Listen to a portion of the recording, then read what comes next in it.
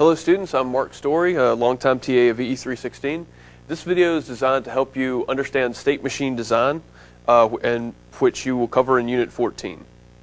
There's no real step-by-step process to designing state machines, so you can't simply memorize methods for this unit. You'll need to understand the principles in practice.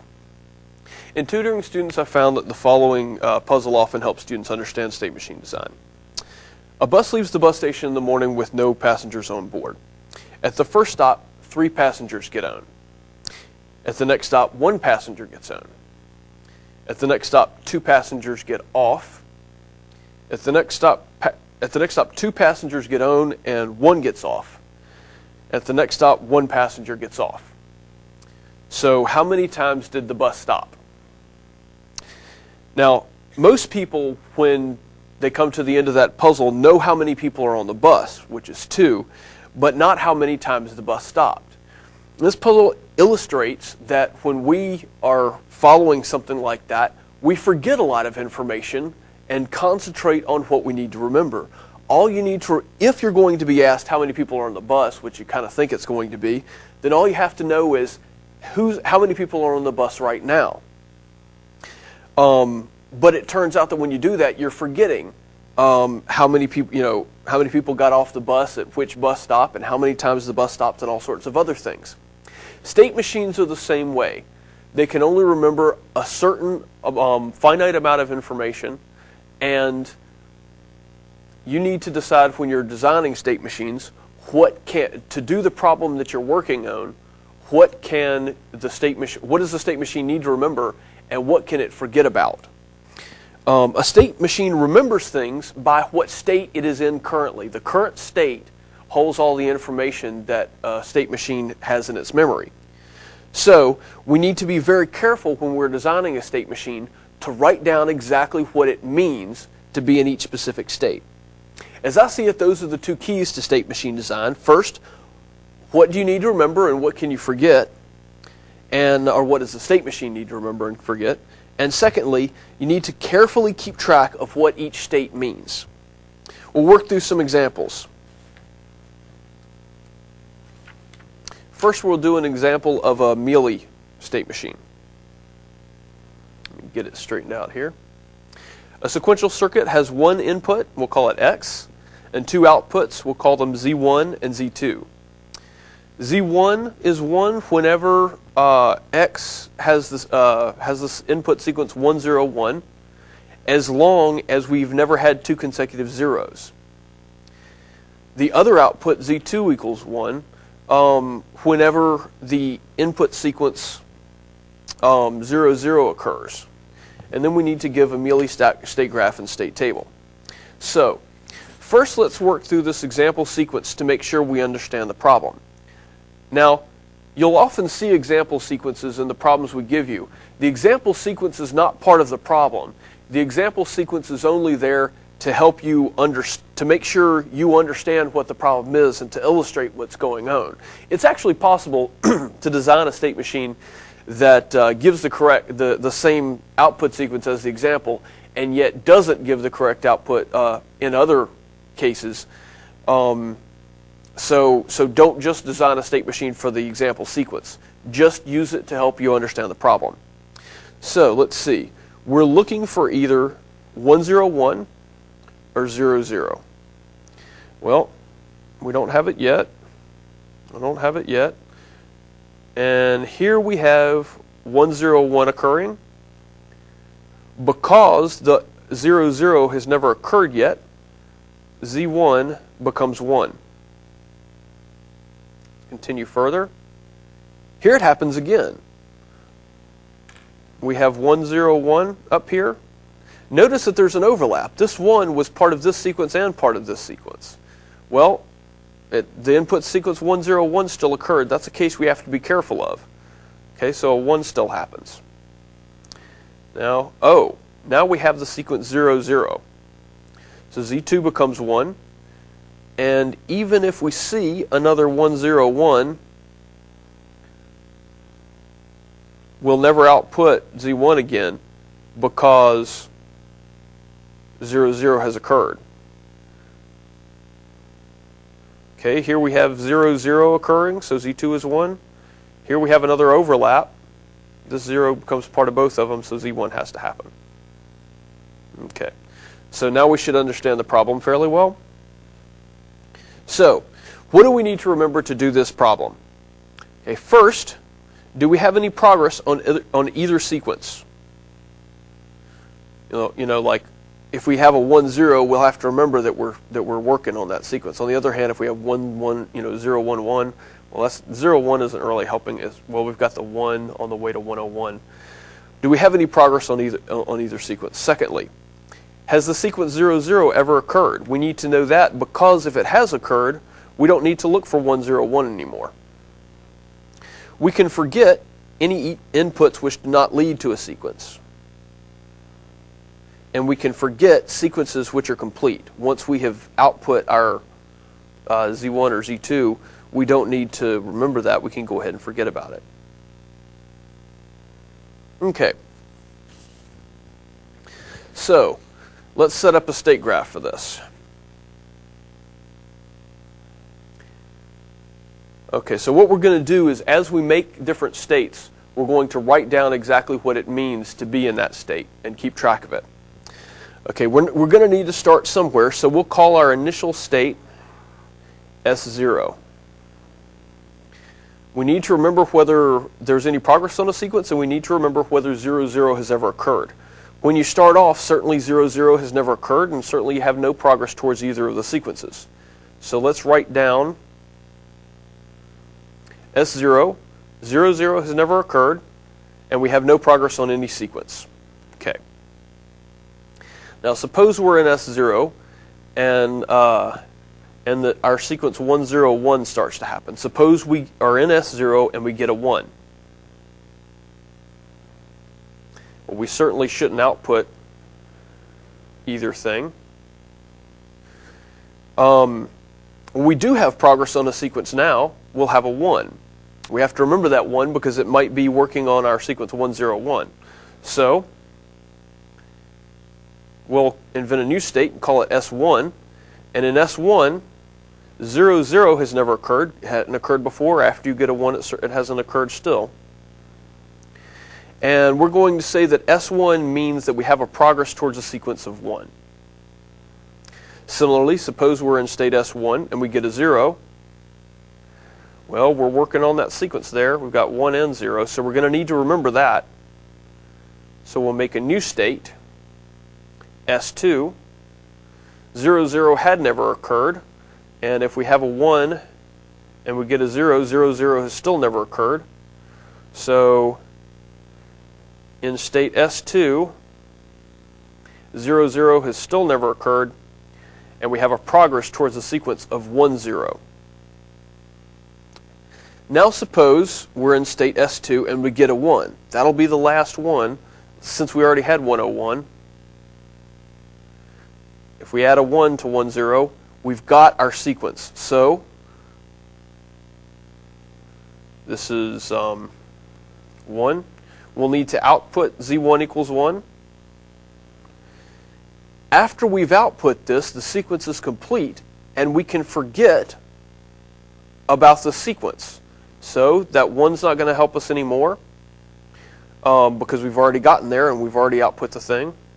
0, 1 doesn't work on any sequence. But 1, we'll need to remember that. Remember that if there's an overlap, if we get the sequence 10101 or something, that we need to be able to output 1 here and here for Z1. So we need to still remember this 1 here. Well, let's look back at the states we've got so far. The only progress we'll have towards the sequence will be 1, and 0, 0 will still have never occurred. Well, we already have a state that describes that situation, so we don't need to make a new state. We can just go back to S1. That's why it's important to write down exactly what each state means, because you'll be able to reuse them. All right. Lights just went out. Now suppose we're in state S0 and we get a 0.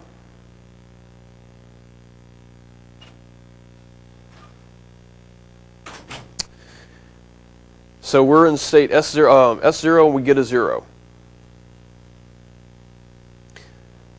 We don't have any, so 0, 0 has never occurred, but we do have progress on a sequence. We have progress on a sequence 0, 0. So we'll need to remember that 0. So let's make another state here. We'll call it S3. And in S3, the sequence 0, 0 has still never occurred. We had no progress on a sequence, and we received a 0, so 0, 0 can't have occurred yet. We've only got 1, 0. So 0, 0 has never occurred, and a progress towards a sequence of 0. Great. Now suppose we're in state 0, and we receive another 0. Hey, our sequence 0, 0 has now occurred. So none of these states describe that condition, so we need to make another new state. Whoops, I forgot to write these down here.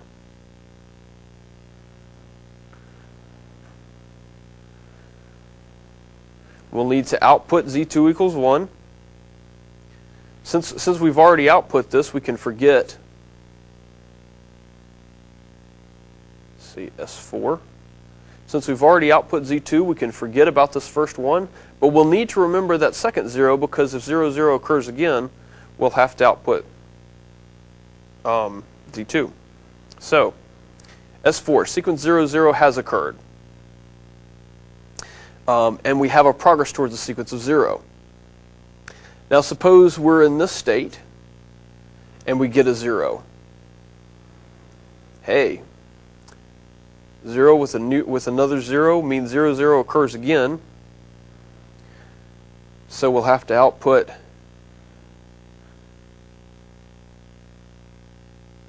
Z2. Then we can forget about the 0. All right. So the progress towards the sequence will then be 0, and 0, 0 has occurred. We already have a state that accounts for that situation, which is S4. So this will go back to itself. All right, now we're in pretty good shape. We've got a good start on things, because if we start off with either sequence, then we'll be able to spot it. However, we don't know what to do if a 1 happens in this state, or if a 1 happens in this state or this state, or if a 0 happens in this state, so we need to go back and fill those in. Let's start off with S1. We don't know what happens if a 1 occurs in S1. Well, let's go back up here. The progress towards the sequence is 1, and so if a 1 occurs, we'll have 1, 1.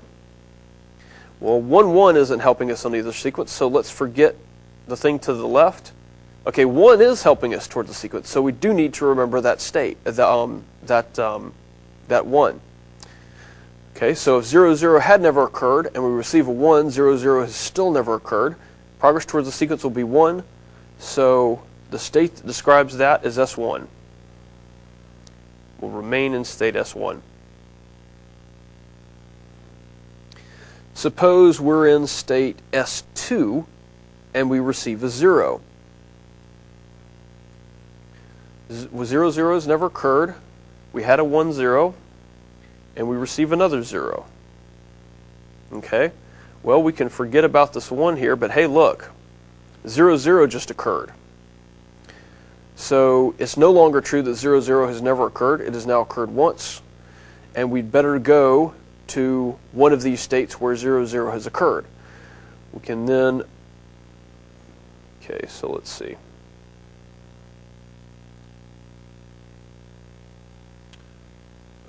0, 0, 1. Now that we've output that Z2, we can forget that the sequence has happened because we've already taken care of it. But we still need to remember that 0 because another thing might come along. So, sequence 0, 0 has occurred. Progress towards the sequence is 0. We've already got a state for that. So we can go to S4. All right, what happens if we're in state S3 and a 1 happens? We haven't accounted for that yet. So we're in S3, we have a 0, and then a 1 happens. Well, we can forget about this 0. 0, 0 has never occurred, so 0, 0 has still never occurred, but we need to remember that 1 because we might be working on 1, 0, 1. So we can go to this state up here, S1. 0, 0 has never occurred. Progress towards the sequence is 1.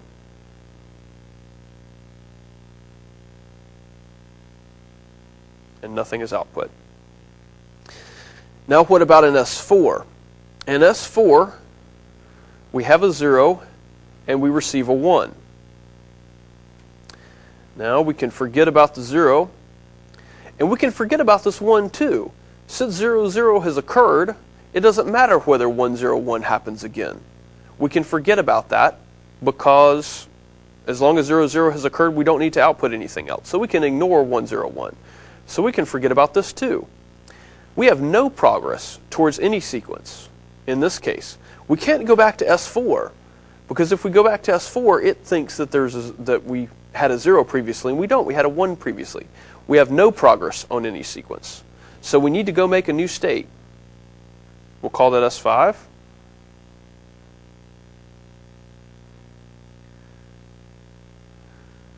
And S5 takes care of the condition in which 0, 0 has occurred, but we have no progress on any sequence.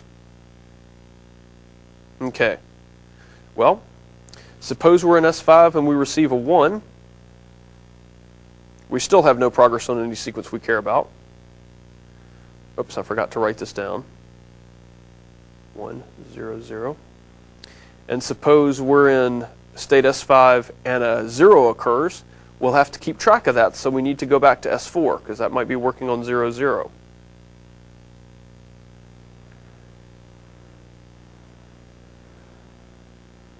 And nothing is output.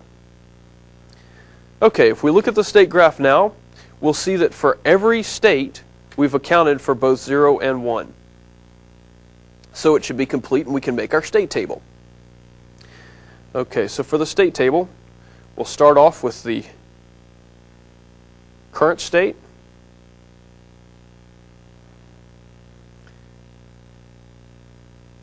Then we have the next state for x equals 1, or x equals 0 we usually put on that side, x equals 1. Because this is a Mealy network,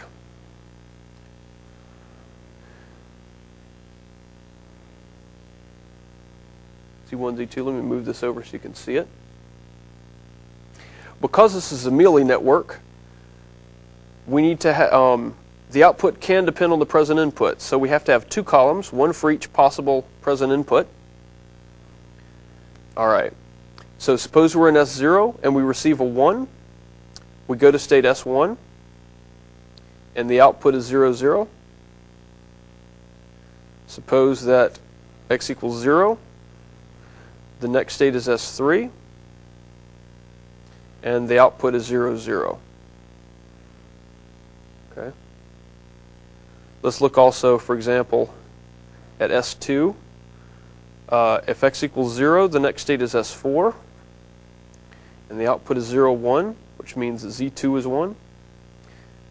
If x equals 1, the next state is S1, and the output is 1, 0, where Z1 is 1 and Z2 is 0. Okay. Continuing like this, we can make up the whole state table, and that will solve the Mealy network. If at any point you don't have an arc down, that'll, like if you didn't see an x1 here, then you'd have to go back and put it in. That would indicate that you haven't finished with your state graph, that you made a mistake. So that's the way to do a Mealy network. A sequential circuit has 2 inputs, x1 and x2, and 1 output, and we'll call that Z. The output should be 1 whenever 1, 0 has occurred at least once, and 1, 1 has occurred an odd number of times, and we're to give a Moore state graph and table. Well, first let's look at an example and make sure we understand the problem. So we're looking for 1, 0 and 1, 1. Well, when a 0, 0 occurs, then 1, 0 has never occurred. It has not occurred at least once. All right. Here we have 1, 1 occurring.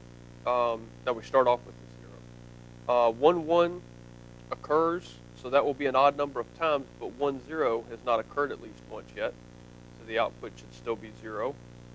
0, 1 doesn't affect anything, nor does 0, 0. Now we have a 1, 0. So after we receive 1, 0, it will have occurred at least once, and 1, 1 has occurred an odd number of times. So the output becomes 1. Okay, when we get a 0, 1, 1, 0 has still occurred at least once, and 1, 1 has still occurred an odd number of times. So it becomes 1. Now we get a 1, 1, so that will mean that 1, 1 has occurred an even number of times. So z has to become 0 again. We get another 1, 0, that doesn't matter. We need 1, 0 to have occurred at least once. Well, now it's already occurred at least once, so it's still occurred at least once. That doesn't change anything. 0, 1 doesn't change anything. When 1, 1 occurs again, that means it's occurred an odd number of times. Z should become 1. And when a 1, 0 occurs, 1, 1 has still occurred an odd number of times, and of course 1, 0 has still occurred at least once. So, what do we need to remember, and what can we forget to work this problem? We need to remember whether 1, 1 has occurred an even or an odd number of times. If it has occurred an even number of times, it happens again, it'll be odd. If it's odd and it happens again, it'll be even. And we need to know whether 1, 0 has occurred never or at least once. We don't need to remember, and we can forget, occurrences of 0, 0 or 0, 1, since they don't affect the circuit. We can forget the exact number of occurrences of 1, 1 and 1, 0. We only need to know whether the number of 1, 1s is odd, and whether the number of 1, 0s is at least 1. And we can forget the order of occurrence. Doesn't matter which comes first. Okay. In this case, we'll be able to write down all the possible states right at first. This is not because this is a more problem that we can write them all down like this. Sometimes you can write them all down for a Mealy network, and sometimes it works best to write the states down as you go along, like we did for the last one, when you're doing a Moore network. So this isn't because this is a Moore network, but in this case we can write down all the possible states. So we need to know whether the number of times 1, 1 has occurred is even or odd, and we need to know whether the number of 1, 0s that has occurred is none or is none. So that's these two states, or at least 1. So since there are 2 possibilities for each of 2 things, then all we need are 4 states to list all the possibilities. Even and never, even and at least once, odd and never, and odd and at least once. Our output is 0 unless 1, 1 has occurred an odd number of times and 1, 0 has occurred at least once, in which case Z is 1. So we've been able, in this case, to write down all our states right at the beginning. So let's go ahead and draw them out here. Call this one S0, S1, S2, and S3. And I should have drawn in this means that we have, for these 3, the current output is 0. And for this one, the current output is 1. Z equals 1. All right. Now, if we're in state S0, what happens if a 0, 0 occurs? Well, 1, 1 had occurred an even number of times, and 1, 0 had never occurred. If we receive a 0, 0, it's still an even number of times, and it still never occurred. 0 is an even number, so it's never occurred. That's the same as 0. So if a 0, 0 occurs, we have to stay in the same state. If a 0, 1 occurs, we're in the same position. 0, 1 doesn't really do anything. Now, suppose that a 1, 1 occurs. In that case, 1, 1 had occurred an even number of times, and it happens one more, so now it has occurred an odd number of times. So we need to go to one of these 2 states. 1, 0 had never occurred, and we received a 1, 1, so 1, 0 has still never occurred. So that means we need to go to S2. So we get a 1, 1, we go to S2. When we get a 1, 0, then 1, 1 had occurred an even number of times. It has still occurred an even number of times, except since we got a 1, 0, rather than it never having occurred, it has occurred at least once. So we go to state S1. You see, if we carefully write down what all the states mean, this begins to become fairly easy. Okay. So similarly, if we're in S2, 1, 1 had occurred an odd number of times, 1, 0 had never occurred. If we get a 1, 1, it's now occurred an even number of times, and 1, 0 has still never occurred. We receive a 1, 0, then 1, 0 has occurred at least once, and 1, 1 has still occurred an odd number of times, so we go here, which will output the 1. And if 0, 0 or 0, 1 occurs, that doesn't change the number of occurrences of either thing we need to remember. If we're in state S1, again, if we receive a 0, 0 or a 0, 1, then we still 1, 1 has still occurred an even number of times, and 1, 0 has occurred at least once. Also, if we receive a 1, 0, that means that 1, 0 has occurred at least once. It had already occurred at least once. And it occurs again, well, it still has occurred at least once. We don't need to remember that it occurred twice. And if we receive a 1, 1, then 1, 1 will have occurred an odd number of times rather than even. S3 is very similar. If we receive a 1, 1, then it's now occurred an even number of times and goes back to S1. 0, 0 and 0, 1 don't change anything. And 1, 0 means that it has still occurred at least once. So we've accounted for each possible input for every state. So we finished the state graph. Let's draw a few rows of the state table here. So the current state,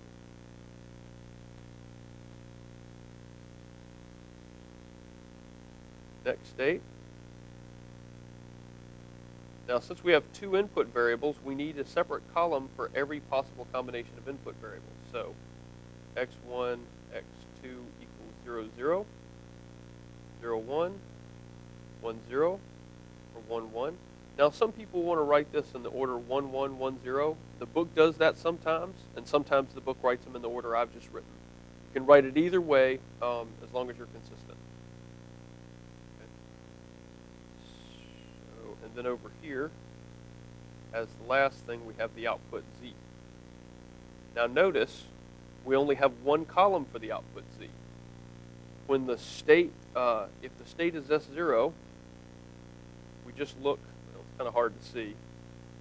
We look and we see that the current state is, that the current output is 0. The output only depends on the state. The output doesn't depend on the input, so we don't need to have a separate column for each input the way we do for the Mealy network. Okay, so when we're in state S0, 0, 0, or 0, 1, leave us in state S0. 1, 0 takes us to state S1.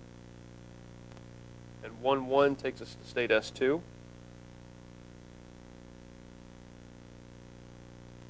As another example, state S3. If we receive a 0, 0, 0, 1, or a 1, 0, we stay in state S3.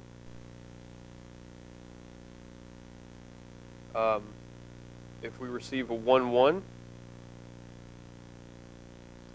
we go to state S1. And Z is equal to 1. All right. So the last thing we need to address when we're talking about Unit 14 is alphanumeric state graph notation. Let me put this back up here and say what would happen if we had 3 or 4 or even more inputs. Even if we had a relatively simple state graph, the state table and a relatively simple state machine, if we had a lot of state variables, you know, if we'd have a whole bunch of columns over here, and the state table might become ridiculously complex, and the state graph might become ridiculously complex, even though it's actually, even if we had something simple, just because we have to draw in every possible combination of inputs. So what we can do is only write down the inputs we're concerned about. So for example, S0 might look like this, which still write down a 0 because we don't have Z output. For 1, 1, we would write x1, x2. For 1, 0, we would write down x1 prime, x2. And for 0, 0, 0, 1, rather than writing down x prime, x1 prime, x2 prime, and excuse me, hang on. This is 1, 0, so x1, x2 prime, pardon me.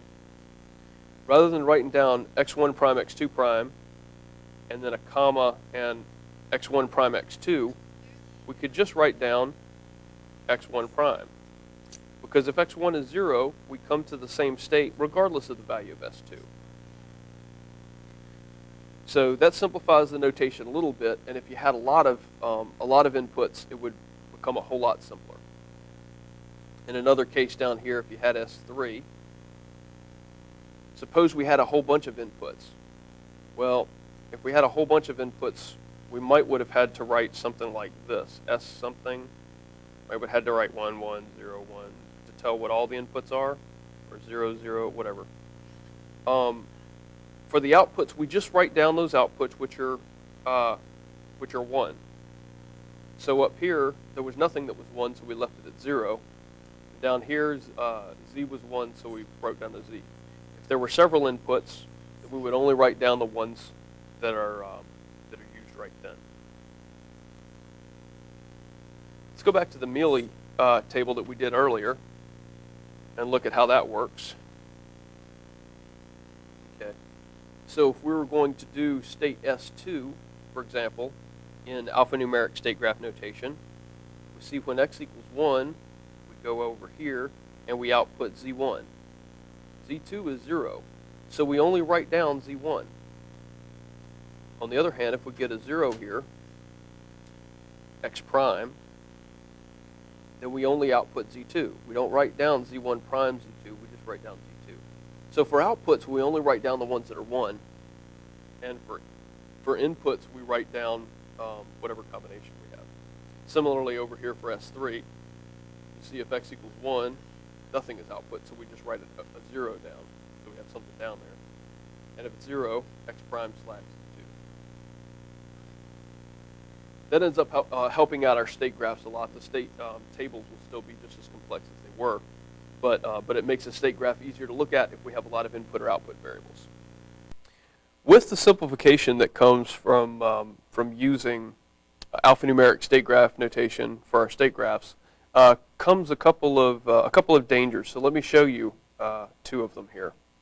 So suppose we're working on some state, I'll call it S5, and it's part of a Moore network, and maybe its output is Z1 and Z2 while it's in S5. Okay. So suppose we want, and I'm going to make 2 mistakes and see if you see them. Suppose when A is received, we want to go into state maybe S8. Maybe in state S8, Z3 is the output. And when we receive a B,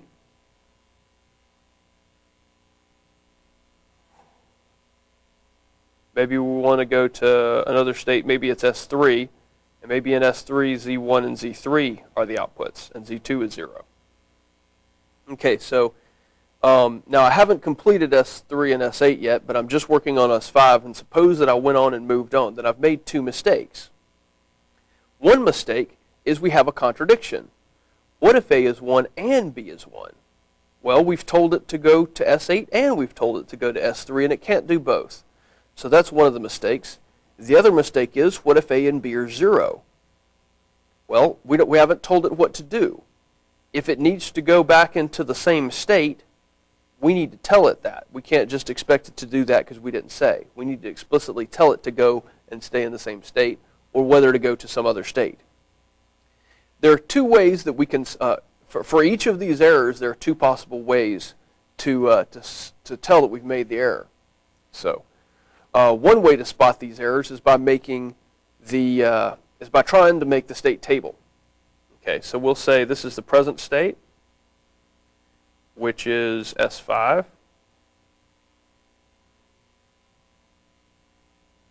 And the next state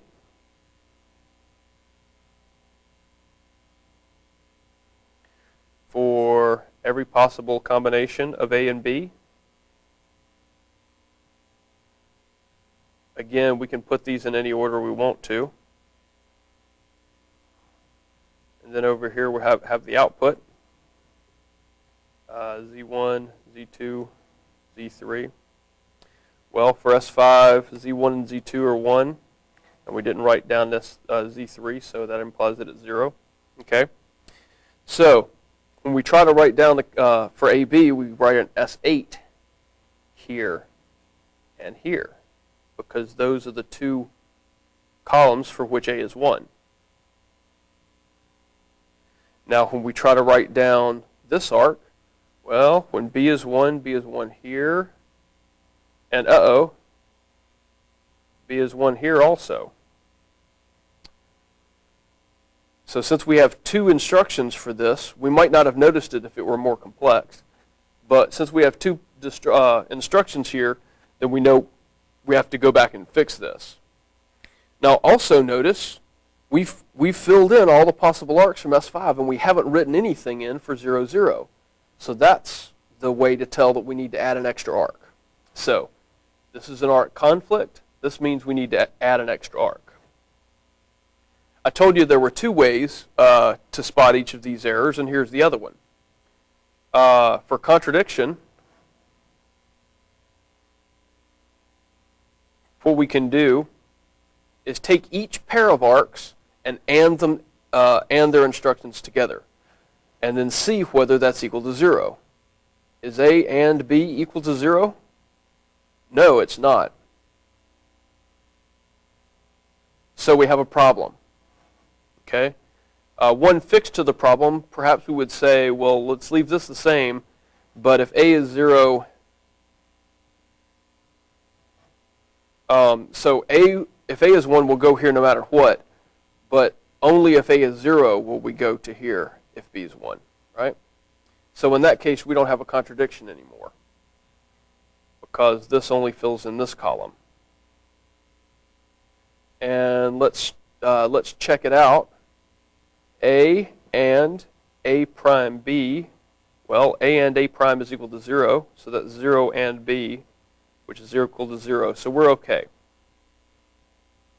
So we have no more contradictions. Okay, but we can also look for, and we have to look for missing arcs.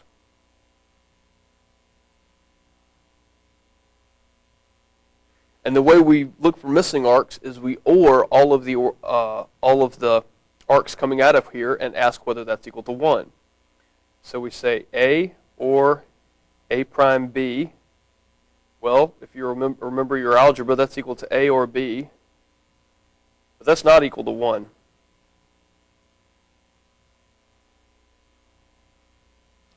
So we think about it and we see that we still need to add an arc for the situation A prime, B prime.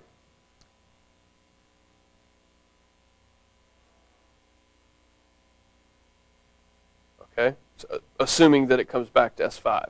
Maybe it would go to some other state, but for the sake of argument, let's just assume that it came back to S5. But we do need to explicitly say this.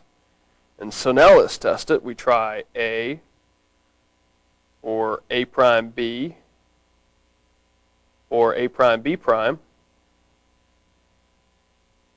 Well, these two terms combine, and that gives us A or A prime, and that is equal to 1. So we're okay. Okay, but now we have 3 arcs, so we have to check for contradictions again. Oh, let me see. Write this up here. S5. So if we're still using this method, now if we look at this, everything's fine. But to look for contradictions using the anding and oring method, we have to. Now these still come out to be A and A prime B. That still comes out to be 0, but we need to check this one also. A and A prime B prime.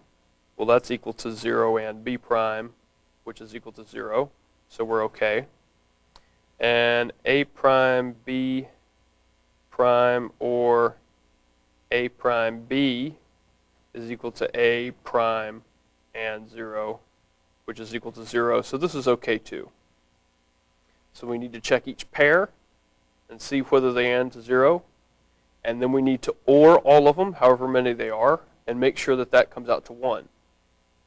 Or again, you can just write up the state table and make sure that you fill in each one of these things exactly once.